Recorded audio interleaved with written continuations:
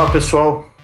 Estamos aqui dando continuidade ao nosso CVX, Customer Voice Experience, nosso primeiro evento dedicado à experiência de voz, uma tendência que é latente e que está se tornando presente e que certamente está sendo potencializada dentro do contexto que vivemos, atirados para uma digitalização profunda, para um processo de interação digital nas nossas casas e também nos negócios, na medida em que muitos de nós hoje trabalhamos no modo home office. E desta forma, claro, procuramos então encontrar alternativas que facilitem o nosso trabalho, facilitem a nossa vida e possam eliminar rotinas, tarefas rotineiras que tenhamos no nosso dia a dia, justamente a partir da interação com dispositivos de voz.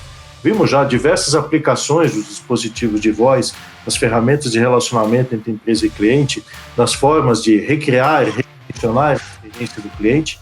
E agora vamos dar continuidade à nossa imersão nesse entendimento do potencial da voz, da experiência de voz, com uma palestra que eu tenho certeza que vocês vão adorar. O Ricardo Garrido, nosso amigo aqui da Amazon, Country Manager de Alexa, que fará uma apresentação justamente mostrando como a Alexa está se incorporando ao nosso dia a dia e à nossa vida. Ele vai mostrar como a voz e a inteligência artificial ajudam a democratizar a tecnologia nesse momento que vivemos e, claro, obviamente com um olhar para o futuro. Ricardo, boa sorte, boa apresentação, showtime. É um prazer falar com você, um prazer estar nesse evento. Eu preparei aqui pensando em como que a Alexa ajuda a democratizar a adoção de tecnologia, né?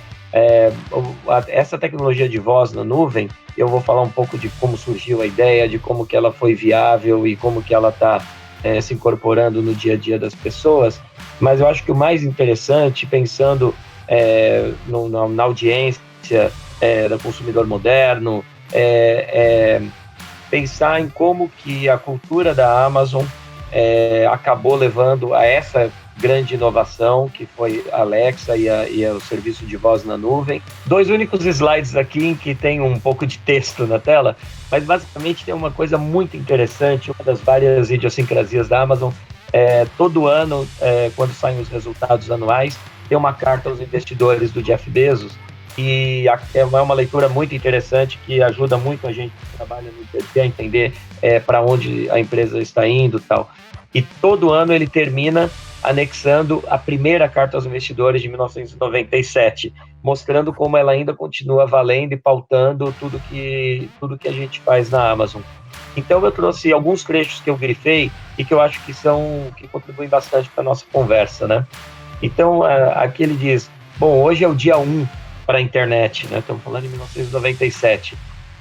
E nós, hoje na Amazon.com, a gente acredita que o online commerce, a gente falava e-commerce ainda na época, né? Online commerce ajudará os clientes a economizar dinheiro e tempo precioso. Amanhã, através da personalização, e grifando a palavra personalização, online commerce vai acelerar o processo de descoberta. Daí ele fala de 2 coisas que são os 2 grandes pilares da cultura da Amazon. O primeiro é tudo sobre o longo prazo. A Amazon é uma empresa que, a despeito da necessidade de toda empresa de fazer dinheiro, fazer resultado, ter caixa para bancar os próprios investimentos, ela pensa prioritariamente no que vai trazer impacto de longo prazo, ao invés de atender a demandas ou necessidades ou expectativas de curto prazo. Isso vem desde lá de trás, de 1997, isso continua sendo verdade hoje, e várias das decisões que a gente toma tem muito a ver com esse foco no longo prazo e coisas que vão ajudar a gente a se manter como negócio, ou se manter em crescimento, ou manter a fidelidade dos nossos clientes, olhando 10 anos para frente, não olhando no próximo trimestre. E a segunda coisa, que é tão importante quanto a primeira, aliás, eu diria que é a mais importante, é obsess over customer. Então, muita gente fala em foco no cliente. Na Amazon a gente usa uma palavra mais forte ainda, que é obsessão pelo cliente. É o primeiro princípio de liderança da Amazon e uma coisa que a gente fica o tempo todo, qualquer projeto, qualquer discussão, sempre começa com a pergunta por que isso é bom para o cliente, né?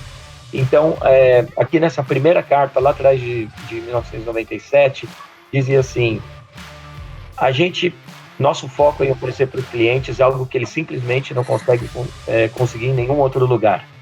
E isso se dá principalmente através de oferecer mais opções de compra, mais selection, né, mais catálogo, do que seria jamais possível numa loja física. Na época, a Amazon era uma livraria, então a gente falava assim, a maior livraria do mundo. A gente vai oferecer o maior número de livros possíveis e muito mais do que seria possível numa qualquer livraria física. E daí traz detalhes sobre qual que é o tamanho do estoque da Amazon, que ocupava 6 campos de futebol na época. E falava da descoberta, da facilidade de navegação, de uma loja que está aberta 365 dias por ano, 24 horas por dia. E daí ele lista, aqui embaixo também grifado, uma série de pequenas inovações que tinham sido inauguradas recentemente pela Amazon. Muitas delas são invenções da Amazon, outras são evoluções de coisas que já existiam, mas que se tornaram depois a regra do que é o jogo do e-commerce. Por exemplo, certificado de presente, o One-Click Shopping, que é aquela capacidade de armazenar os dados de pagamento do cliente e poder comprar com um único clique, incorporar resenhas de clientes sobre os produtos, avaliação dos clientes nas estrelinhas, de 1 a 5 estrelinhas, conteúdos adicionais, e depois isso vai entrando com a inteligência artificial, a possibilidade de você trazer, baseado na navegação de cada cliente, clientes que compraram isso, também compraram isso, clientes que passaram por esses produtos também olharam esses. Então, a gente passou a sempre incorporar como que a gente facilita a descoberta, como que a gente enriquece a experiência do cliente em termos de dar menos trabalho e dele encontrar mais fácil o que ele quer comprar. E daí a parte de preços, está escrito ali, o Dramatically Lowered Prices, ou seja, a Amazon sempre focada em oferecer o melhor preço possível para o cliente, e depois a crença de que a repetição das compras e o boca a boca vão fazer a Amazon se tornar um market leader em online bookselling, que era o negócio da Amazon naquela ocasião e que hoje a gente estende a uma série de outros segmentos que a gente atua, mas sempre o foco, a gente está sempre voltando nesse tipo de coisas. Então, se olhar como uma empresa de varejo, e eu entendo que na nossa audiência aqui isso seja do interesse do público, a gente tem um mecanismo que basicamente esse rabisco aqui, dizem que esse rabisco foi originalmente feito pelo Jeff Bezos num guardanapo, eu não sei se é verdade, mas era com a letra dele, a única edição que a gente tem aqui está escrito em português por cima, mas é o que a gente chama de flywheel, que é a bola de neve da Amazon ali, quer dizer, como que essa empresa cresce? Oferecendo mais catálogo, oferecendo uma ótima experiência para o cliente, isso vai trazer mais clientes. Se traz mais clientes, vai trazer mais parceiros, mais pessoas querendo vender coisas através da Amazon. Isso aumenta o catálogo e essa roda começa a girar. À medida que ela gira, a gente cresce. Como a gente cresce, a gente ganha escala e daí pode perseguir menor custo.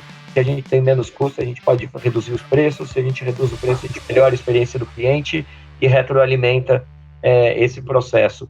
Esse é um mecanismo que a gente cita ele várias vezes por semana, eu diria mais de uma vez por dia. Eu sou exposto a esse conceito, a gente revisita e fala o quanto que essa flywheel girando é super importante. Então, basicamente, tudo que a gente faz, pense como que a gente alimenta alguma dessas etapas que estão desenhadas nessa roda aí. O mecanismo, tem vários mecanismos que fazem a Amazon se manter fiel à obsessão pelo cliente, se manter fiel à priorização do longo prazo, né? Isso não são só palavras que estão na parede, que a gente consegue cumprir, porque nós somos pessoas iluminadas e de muita fibra pessoal. Isso acontece porque a gente tem uma série de mecanismos que ajudam a gente a se manter na linha. Por exemplo, a Amazon é uma empresa muito horizontal, ela não tem times muito verticais. A movimentação de carreira na Amazon acontece de maneira que, se você faz muito bem uma coisa, ao invés de você ser promovido e ganhar mais áreas ou mais escopo e mais time, o talento na Amazon não é medido pela quantidade de pessoas que reportam a você. Você tende a falar assim, ok, agora você começa um negócio aqui do zero. Você vai começar esse projetinho aqui com uma baita autonomia e começa um novo time ali.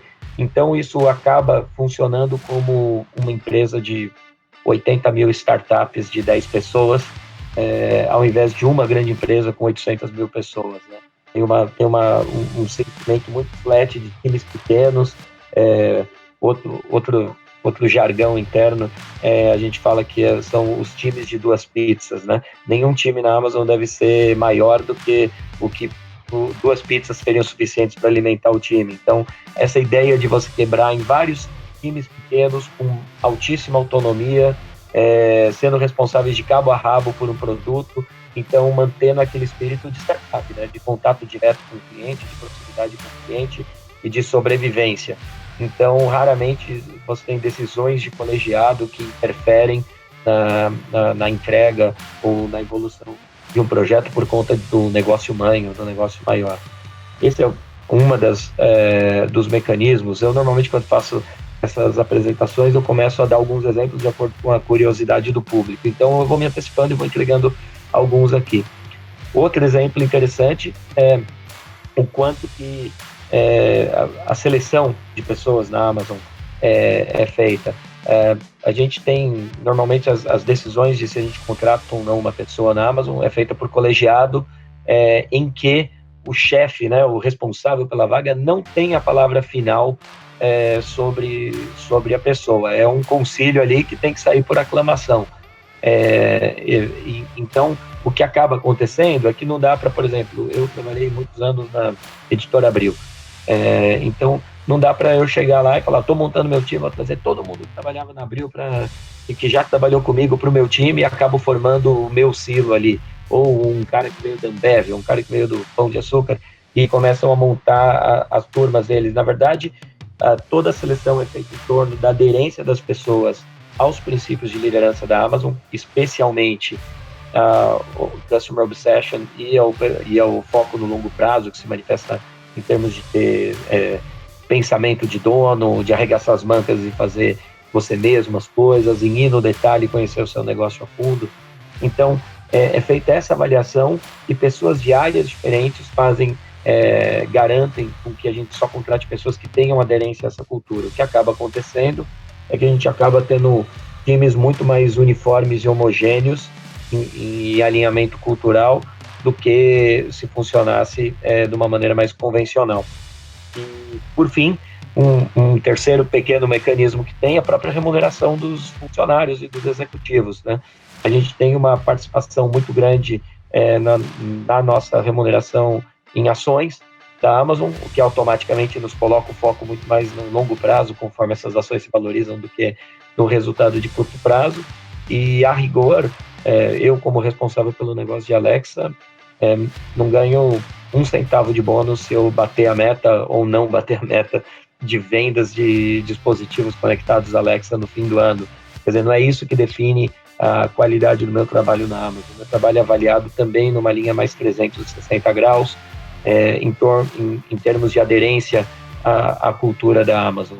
E aí, lógico que a gente tem as metas e que a gente gosta de bater as metas, a gente luta por isso, mas o que define o que a gente faz é se a gente está fazendo um bom trabalho para o cliente, se a gente está dando uma boa contribuição para a Amazon no longo prazo. Então, por exemplo, para lançar Alexa no Brasil, a gente tinha um goal de prazo para fazer, a gente fez um projeto longo em que a gente tinha milhares de clientes testando Alexa em um programa de beta, né? Mas, se esses clientes não estivessem avaliando bem a Alexa quando da época do lançamento, a gente ia postergar o lançamento. A necessidade de eu cumprir uma meta de prazo não era maior do que a minha obrigação de lançar um produto que vai ser bem avaliado pelos clientes. Então, só para dar alguns exemplos aqui para vocês. E o maior desses mecanismos, o central, é como que a gente cria novos negócios, como que a gente cria novos produtos. A gente tem um processo que a gente chama de working backwards, e ao invés de começar um negócio pelo business plan, ou por uma planilha, ou por uma definição de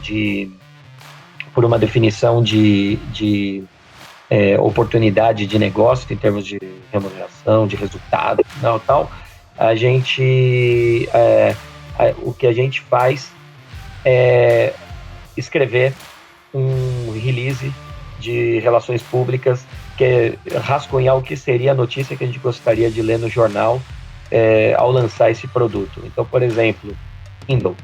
A Amazon já era uma grande livraria, vendendo livros online, livros impressos online, desde a sua fundação há 26 anos atrás.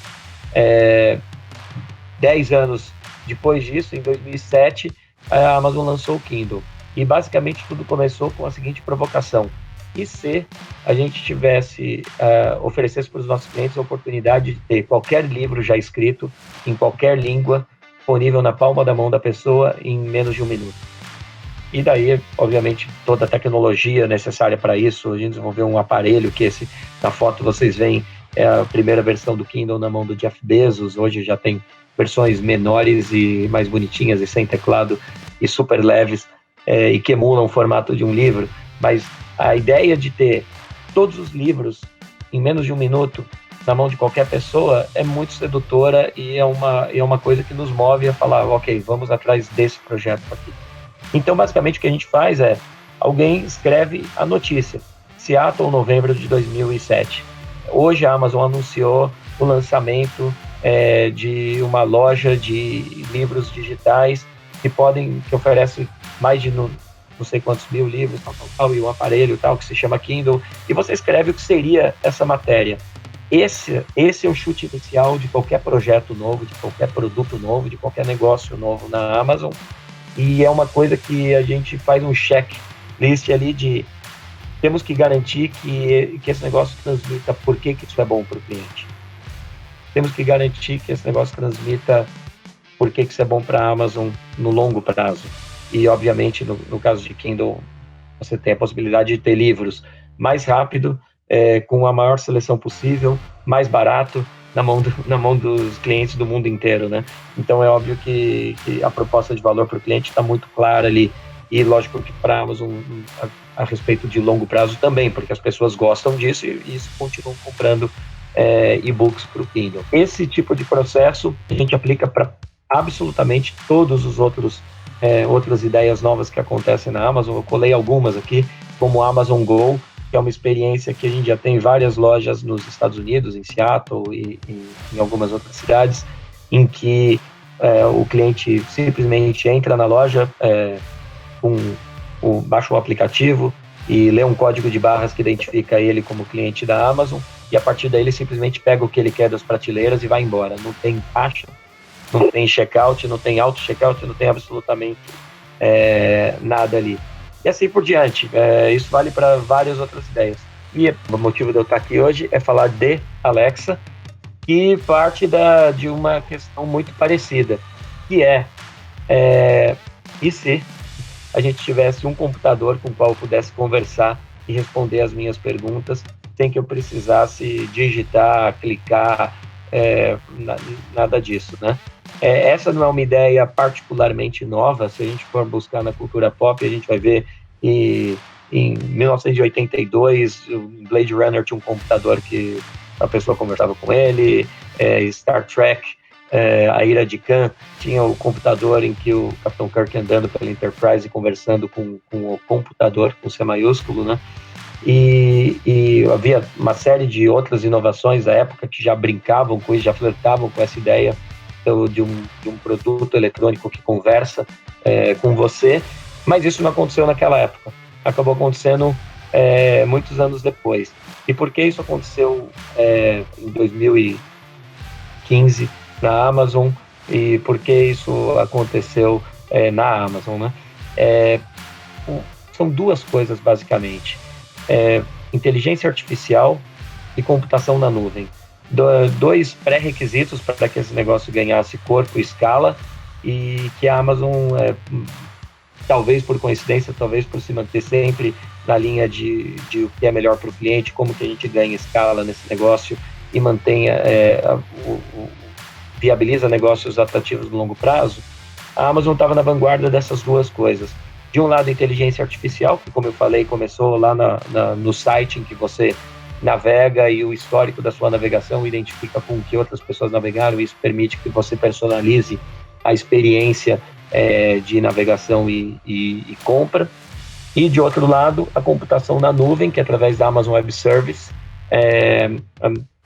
a Amazon vinha fazendo, e isso permite com que a gente tenha um grande computador central e que, através da internet, milhares ou milhões de pessoas usem esse computador e tem esse custo dele rateado entre todas as pessoas, de modo que, quando a gente vende um dispositivo como esse que está na minha mão, que é o Amazon Echo, ele não é um computador ativado por voz, ele é uma caixa de som cuja única inteligência é entender a palavra de ativação, que é Alexa, e daí ele capta o que você fala a partir disso. Então eu falo, Alexa, bom dia. Ele entende que eu falei bom dia, transmite para a nuvem, e a nuvem entende o que ele pediu e vai devolver uma resposta. Eu posso pedir uma música do Roberto Carlos, eu posso perguntar como vai estar o clima no Rio de Janeiro no fim de semana, eu posso perguntar quando é o próximo jogo do Corinthians, e uma série de outras coisas. E então o computador, a inteligência, está toda na nuvem. Isso permite que a gente venda, por exemplo, o Echo Dot, que é o nosso dispositivo mais barato, de entrada por R$349, que é bem mais barato do que muitos smartphones. Tal. Então você tem a inteligência de um smartphone ativado por voz a um custo mais baixo e com uma experiência que permite que seja muito personalizada por causa da inteligência artificial e da computação na nuvem. O que é a Alexa? E eu acho que isso é importante falar, porque a gente tende a falar, a minha Alexa, eu falei bom dia para ela e acha que a gente está falando desse dispositivo, mas o dispositivo conectado à Alexa é uma parte da experiência. A gente lançou a Alexa no Brasil em outubro do ano passado, com um line-up de 3 dispositivos, o Echo Dot, o Echo e o Echo Show 5, que tem uma tela, né?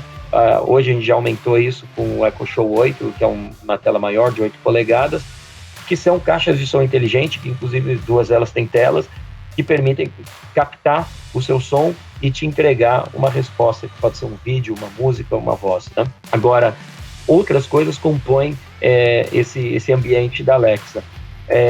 Muitas coisas são criadas por nós mesmos, da Amazon, por dezenas de times de tecnologia no mundo inteiro. Então, quando você pergunta Alexa, quanto é 2 mais 2? Alexa, como estará o tempo? Alexa, quando é o próximo jogo do Corinthians? A gente tem uma série de inteligências que permitem que a gente busque essas respostas, traga para os nossos clientes. Mas, ao mesmo tempo, a gente abre esse nosso sistema operacional para as empresas e para os desenvolvedores desenvolverem conteúdo para Alexa e falarem com seus clientes através disso.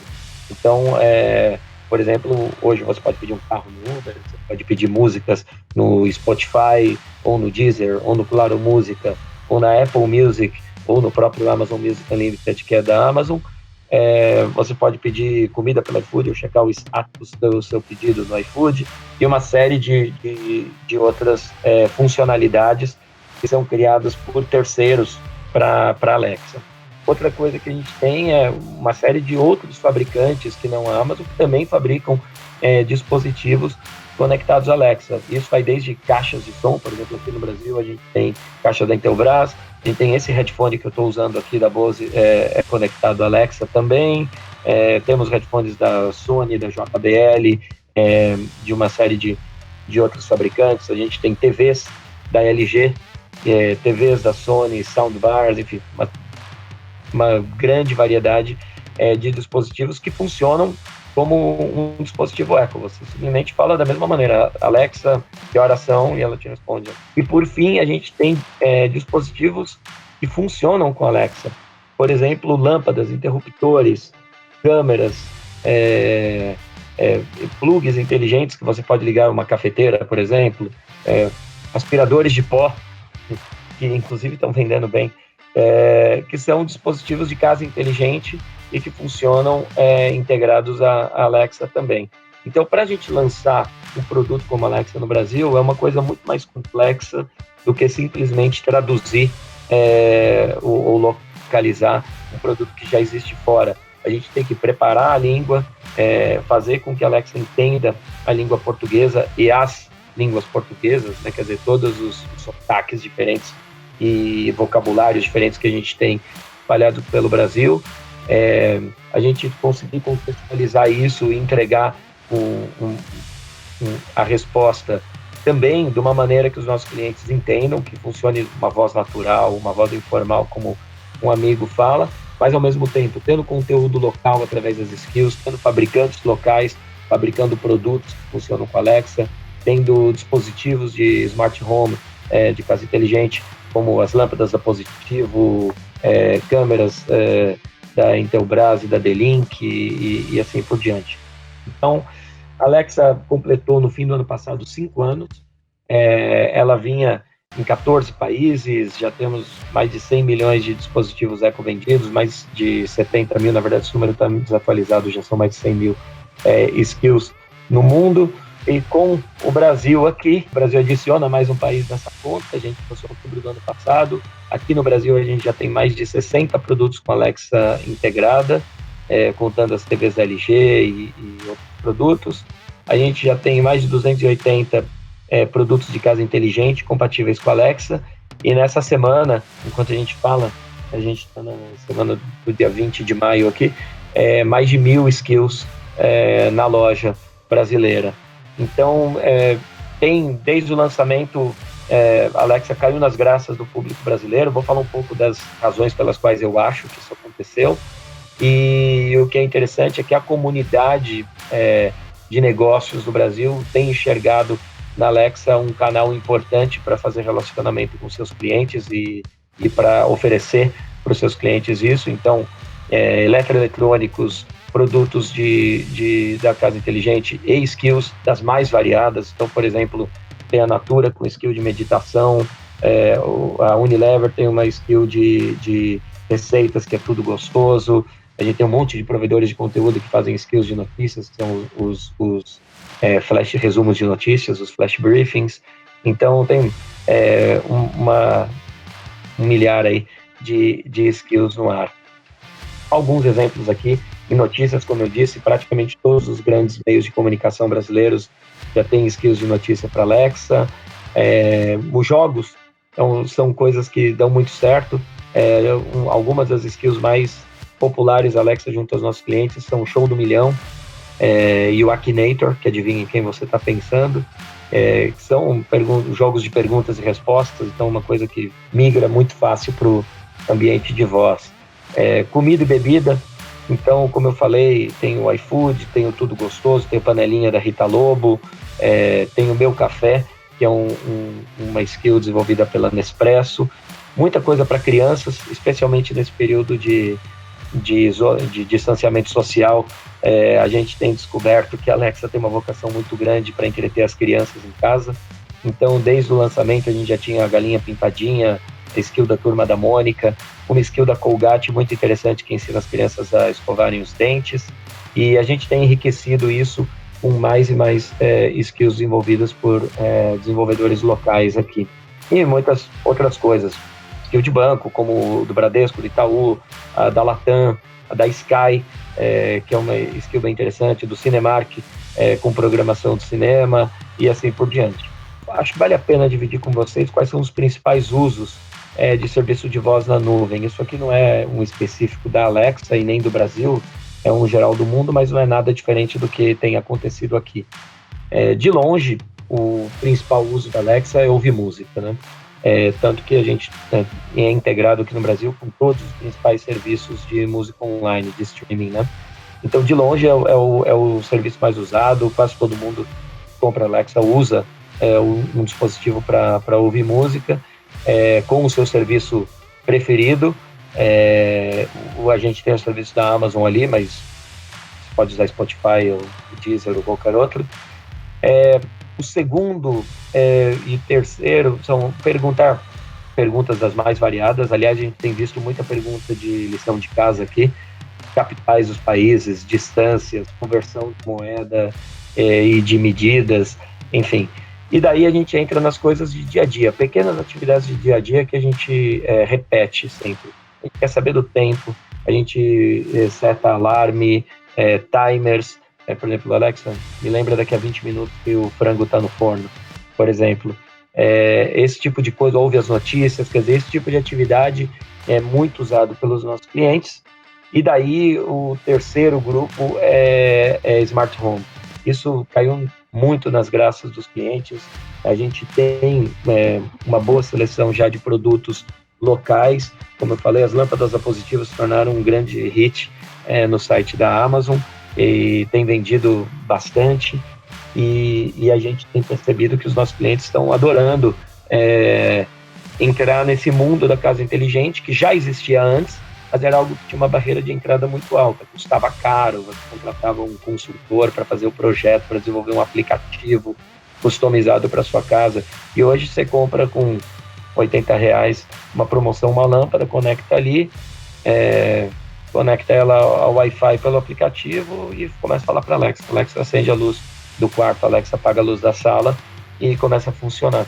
Então isso é um terceiro uso muito, muito popular que a gente tem visto. Eu trouxe um vídeo aqui, bem curto, de 2 minutos, eu vou colocar porque eu acho ele bem interessante do ponto de vista empresarial e de marketing, para dividir com vocês. Alexa, ask Geneva to preheat the top oven to 350 for chicken. Alexa, play me music. You can control the TV with no hands. Yeah? Alexa, pause. Alexa, add stain remover to the shopping list. Stain remover added to your shopping list. Alexa, dim dining room lights to 50%. Okay. Romantic. Alexa, ask Domino's to place my easy order. Ordering Domino's. A lot of times we found that people are doing things that really require both hands. What Echo has done is allowed for this hands-free interaction. Alexa, show me the front door. Mix me a Negroni. Turn on coffee maker. Ask the Mariners to show the home plate camera. What them boys up to across the street? They are just playing. They what now? They are just playing. I don't know about that.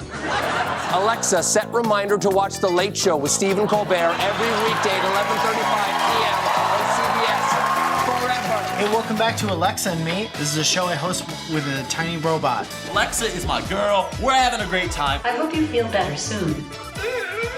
Alexa, turn on the holiday spirit. Okay. Alexa, fist bump. Bump, yo. High fives. Alexa, are you happy? I'm happy when I'm helping you. God, that's so cool. Bom, o que eu acho sensacional nesse vídeo é que nenhum desses trechos que apareceram foram desenvolvidos pela Amazon. Tudo foi desenvolvido por ou desenvolvedores de skills, como por exemplo o da Domino's Pizza, que entrega pizza na casa das pessoas, faz pedidos, ou fabricantes de dispositivos que funcionam como Alexa, como por exemplo aquele que prepara os drinks. Você tem a garrafa de gin, de vodka e de vermute e você pede para preparar, sei lá, um dry martini e puxa e faz o drink ali, ou pessoas mesmo, como a gente tem lá, pessoas que postam vídeos nas redes sociais ou no YouTube delas interagindo com a Alexa. Tem um vídeo adorável de uma menininha de 5 anos ali que pede para acender a árvore de Natal e fica toda feliz com as luzes de Natal ali, e no fim termina até entrando na cultura pop. Apareceram ali um trecho de um programa humorístico dos Estados Unidos, o Saturday Night Live, que é super popular e que fez um quadro inteiro de pessoas idosas falando com a Alexa, inclusive que a Alexa tem a função que conforme as pessoas vão contando histórias, ela fica assim, E tem um trecho do desenho South Park, em que o personagem interage com a Alexa antes de dormir, e tem o fechamento do programa diário, né, do talk show do Stephen Colbert, em que ele chega bem perto da câmera e avisa: Alexa, liga a TV todo dia, às 11 da noite, no programa Stephen Colbert, na CBS, acho que não sei, Forever, né? E, programando as Alexas de milhões de americanos a ligarem no programa dele todo dia. Então, eu acho muito bacana quando você faz um produto que é pensado a fazer sentido na vida das pessoas, você fala de uma maneira natural, informal e funcional, se incorporando tanto na vida das pessoas que a cultura pop se encarrega de propagar a mensagem e de mostrar essa tecnologia sendo usada, como aconteceu nos Estados Unidos nesse vídeo que a gente mostrou. E aqui no Brasil, a gente teve muito cuidado de não só traduzir, fazer a Alexa entender português e falar português, mas como a gente se preocupa muito em dotar a Alexa de cultura brasileira e de referências culturais brasileiras. Então, por exemplo, aqui tem um pequeno clipping de manchetes de quando a gente lançou a Alexa. Então, meio mensagem disse: Alexa chega ao Brasil descontraída, entendendo gírias. No Estadão, smartphone. Alexa criou inglês brasileiro para trazer a Alexa ao país. Quer dizer, se você fala com a Alexa, ela fala: Alexa, o que é um smartphone? Ela responde: smartphone é um telefone celular que tal.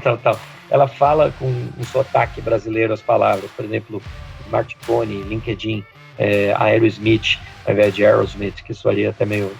nem falo direito isso.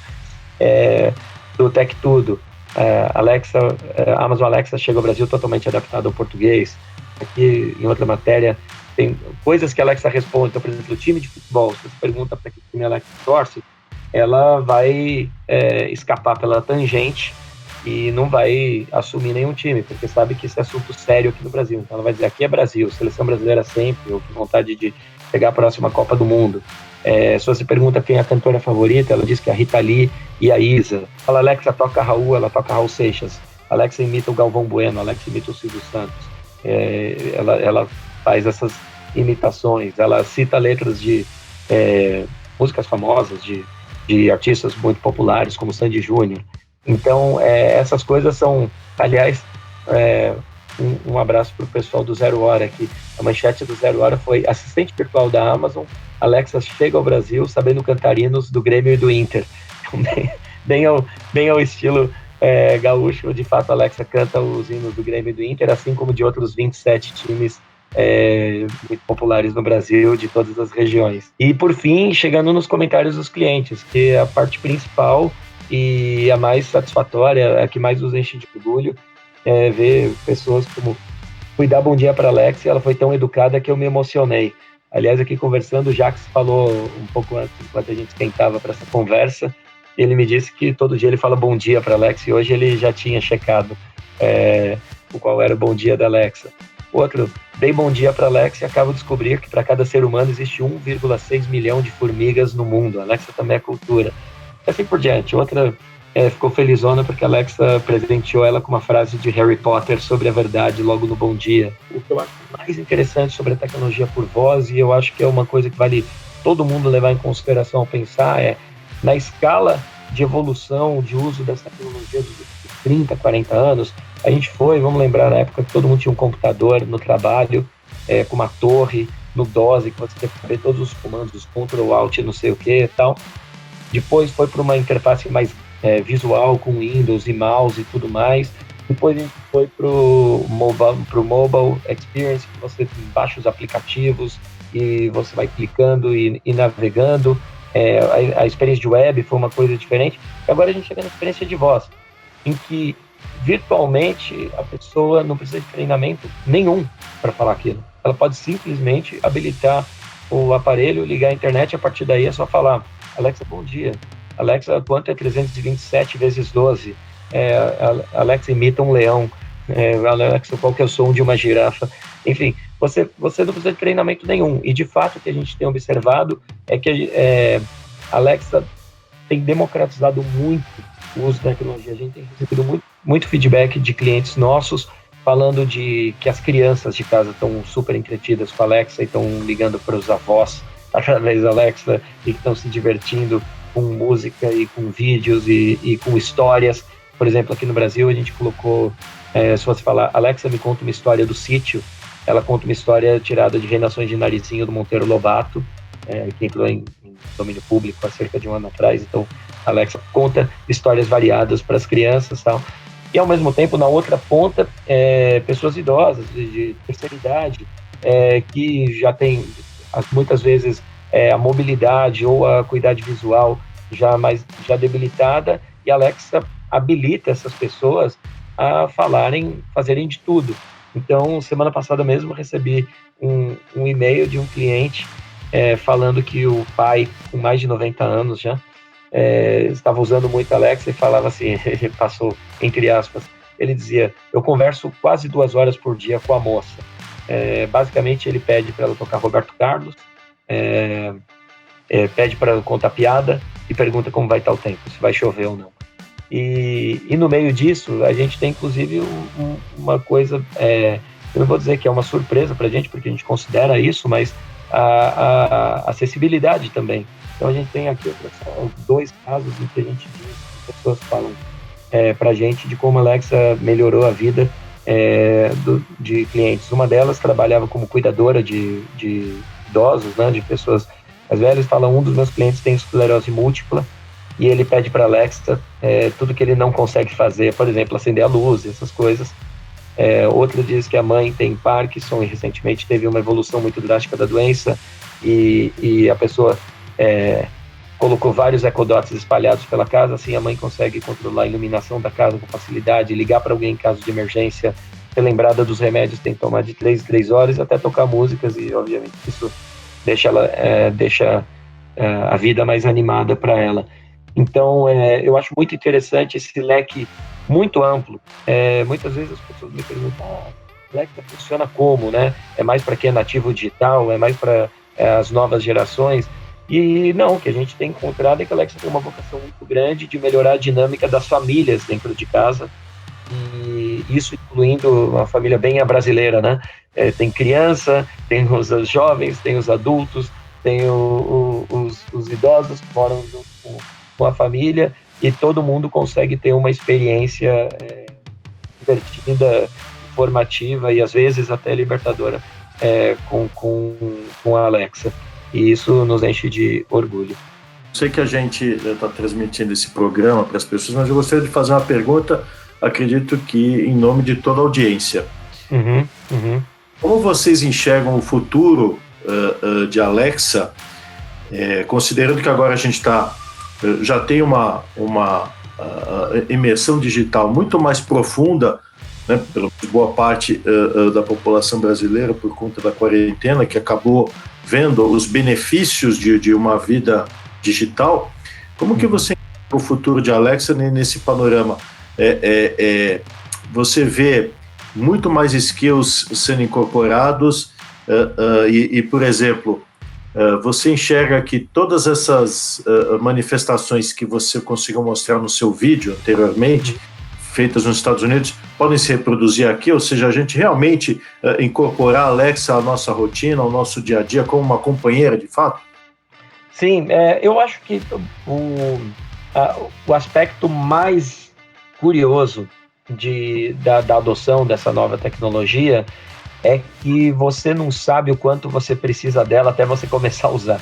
Aliás, como todas as outras, se a gente lembrar quando foram lançados os primeiros smartphones, a gente falava assim, mas que bobagem, para acessar a internet eu tenho um computador. Daí você lançou o primeiro smartphone quando lançou o iPhone, né? Tipo, as pessoas ainda ficavam muito... Oh, minha filha aparecendo ali. Lembra? Linda. Bom, as pessoas lembram que falavam assim, pô, eu lá preciso de um smartphone sem teclado, que coisa horrorosa deve ser mandar um e-mail sem ter um teclado ali. Bom, hoje todo mundo usa, né? Então a gente não sabe qual que é o tamanho do benefício até a gente começar a desfrutar desse benefício, né? Muito instrutivo, muito ilustrativo. É interessante porque a gente abre um leque de possibilidades imenso sobre o que podemos fazer da voz um elemento que facilita a nossa vida, para o qual a gente pode terceirizar uma série de tarefas, né? Isso significa, na verdade, que a gente está ganhando mais tempo para ser humano, usando a tecnologia para poder realmente utilizar o nosso trabalho, o nosso tempo na sinergia em atividades mais intelectuais, mais criativas, mais co-criativas, mais colaborativas, mais de conexão com o outro, mais tempo para a família e assim por diante. Realmente estou entusiasmado, acho que nós estamos entrando num momento, apesar de toda a dramaticidade do contexto, estamos entrando num momento em que o nosso relacionamento com a tecnologia tende a ser mais frutífero, mais produtivo e certamente mais interessante, mais promissor para nós como seres humanos. Ricardo, agradeço muito a sua apresentação. Boa, um prazer ter conversado com vocês aqui. Lembro que a inteligência artificial, a beleza dela é que ela vai ficando mais inteligente conforme usa, então quanto mais pessoas usam a Alexa, mais inteligente ela fica. e ao mesmo tempo a gente fica atrás de quais são os novos conteúdos e as coisas são interessantes e urgentes, né, para os clientes brasileiros. Então, por exemplo, nesse momento em que está todo mundo em casa preocupado com o coronavírus, a gente foi atrás da Alexa ter respostas para as perguntas que as pessoas possam ter nisso. Isso vai desde será que eu tenho? Será que eu peguei o Covid-19, né? E então a gente desenvolveu, com informações do Ministério da Saúde, uma skill de triagem, em que a pessoa vai fazendo perguntas e respostas para a Alexa e no final a Alexa te dá uma orientação, melhor você ficar em casa e acompanhar os sintomas, ou você deve ir para um hospital agora. E a gente desenvolveu uma skill, o Hospital Albert Einstein desenvolveu uma skill com perguntas e respostas sobre coisas importantes sobre coronavírus, cuidados com crianças, cuidado com idosos, cuidado com animais de estimação, prevenção e assim por diante. E trabalhamos também na frente de como manter a criançada entretida e as famílias funcionais nesse período, né? Então entra aí as histórias do Monteiro Lobato, a gente fez uma rima, a Alexa faz uma rima de 20 segundos que ela ensina as crianças a lavar as mãos durante o tempo 20 segundos, que é o tempo necessário. Eu ouvi, muito legal.